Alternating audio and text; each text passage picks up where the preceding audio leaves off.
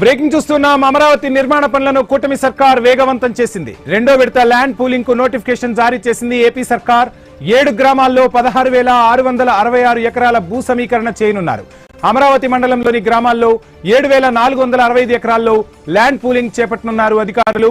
అలాగే వైకుంఠపురం, పెద్దముద్దూరు, ఎండ్రాయి, కర్లపుడి, లేమల్లెలో భూ సమీకరణకు కసరత్తు చేస్తున్నారు. ఇక తుళ్లూరు మండలంలోని గ్రామాల్లో 9,097 ఎకరాల్లో ల్యాండ్ పూలింగ్ చేయనున్నారు. అటు వడ్లమాను, హరిశ్చంద్రపురం, పెద్దపరిమిలో భూ సమీకరణకు ఏర్పాట్లు చేస్తున్నారు.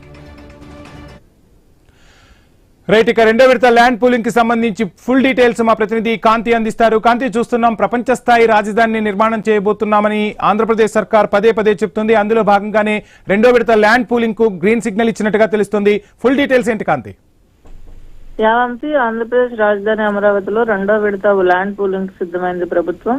దీనికి ఉత్తర్వులను కూడా జారీ చేసింది. మొత్తం 7 గ్రామాల్లో భూములను సమీకరించేందుకు సిఆర్డీఏ కమిషనర్ కు ప్రభుత్వం ఆదేశాలు జారీ చేసింది.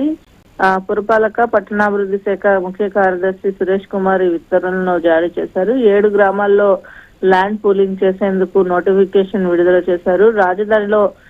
రాజధాని పరిధిలో అమరావతి మరియు తుళ్లూరు మండలాల్లో మొత్తం 16,666.57 ఎకరాల భూమిని రెండో విడతలో సమీకరించనున్నారు. ఇందులో పట్టా భూములు 16,562 ఎకరాలు కాగా అసైన్డ్ భూములు 104 ఎకరాలుగా ఉన్నాయి. అయితే ఇంకా అదనంగా భూ సమీకరణ తర్వాత 3,828.30 ఎకరాల ప్రభుత్వ భూమి అందుబాటులోకి రానుంది.